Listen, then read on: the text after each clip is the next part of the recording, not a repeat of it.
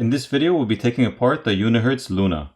If you're interested in seeing more videos like this, make sure you subscribe and follow me on Twitter so you'll be notified once I upload a new video. And if you need any tools, there are links in the description.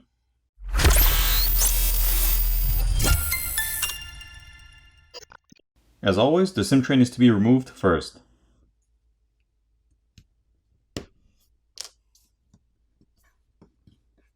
And here's a better look at that.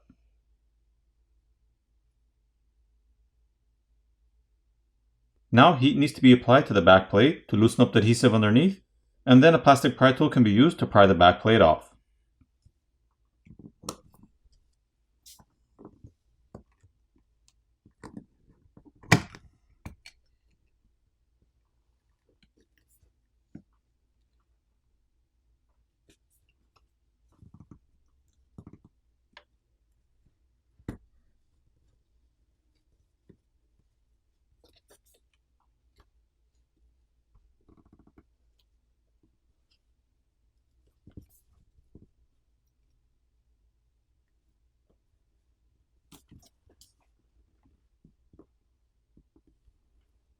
The back plate can now be lifted over, but be careful since the flex cable is still attached to the main board.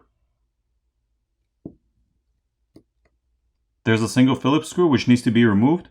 That's holding on the metal bracket or cover over the connector for the flex cable for the back LED lights.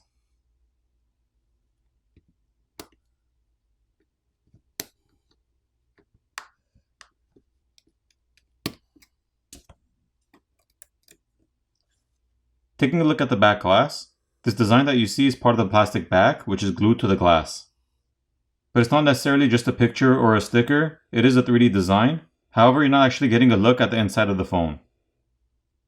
Aside from the flex cable assembly for the LED strip lighting, we can see the flex cable for the NFC antenna located in the center. There are 13 more Phillips screws which need to be removed.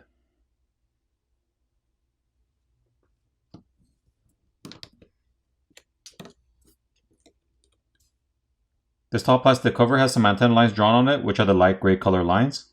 The LED flash is located here, and the night vision lights are located on the bottom cutout. The glass camera lens covers can be replaced by applying heat and prying them off, so you won't need to take the phone apart to replace those. And here's a look at the other side. The rest of the flex cables can now be disconnected.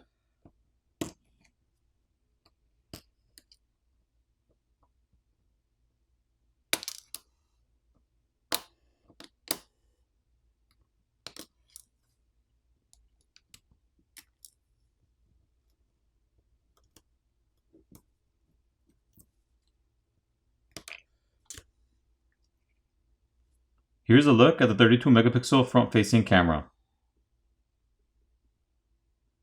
The coaxial cable can be disconnected by just popping it off. And there are 2 Phillips screws which are holding down the main board.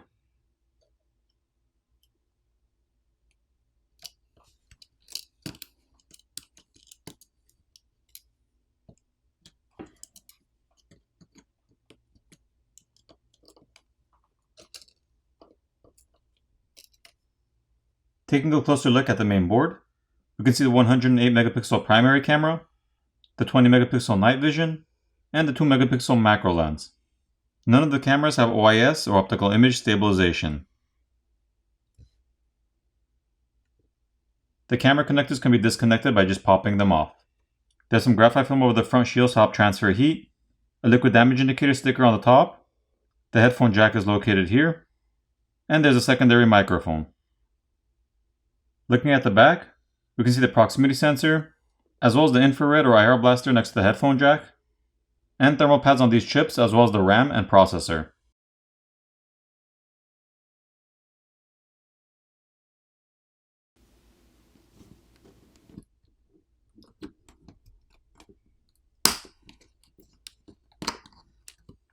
Here's a better look at the speaker assembly.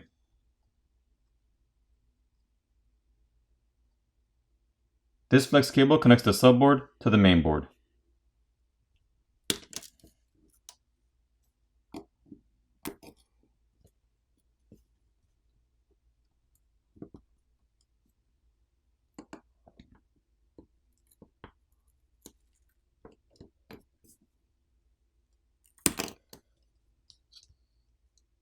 Looking at the subboard, we can see a rubber gasket around the charger port, and the SIM reader is also located on the subboard.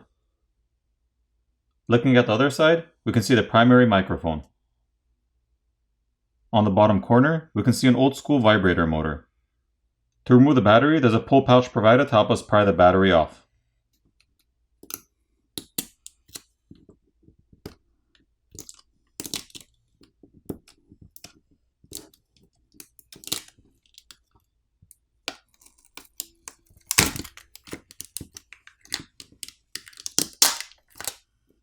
Here's a better look at the 5000 mAh battery.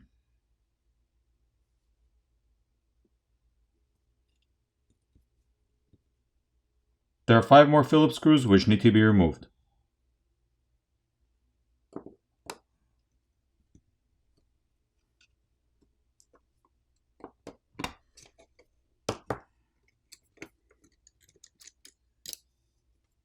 Now that the battery bay has been removed, we can see the flex cable for the screen. So if you needed to replace the screen, you'd have to remove the back plate, and then remove the screws on the top plastic cover and the cover itself. You'd have to disconnect the flex cables, and then pry the battery off. And then you'd need to remove the screws for the battery bay and remove the battery bay itself, giving you access to the screen cable, at which point you'd heat up the front of the phone where the screen is to loosen up the adhesive underneath, and then you'd pry your old screen off, apply new adhesive, and reapply the new screen, and reassemble the phone. If you need to replace the fingerprint reader, volume keys, or the buttons on this side, there's a metal bracket inside the frame which you lift up and pull out, which will release those buttons. And the earpiece speaker is located on top, which is held on with some adhesive. Now for the repairability score on this phone, I give it a 6.5 out of 10.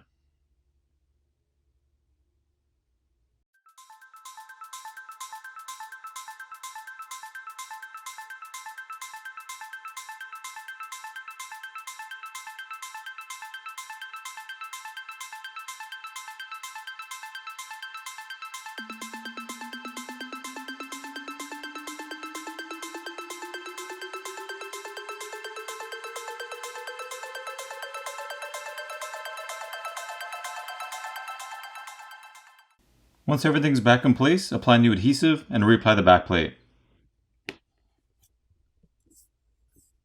Flip over the phone, power it on, and you're done. I hope you enjoyed this video, and I'll see you in the next one.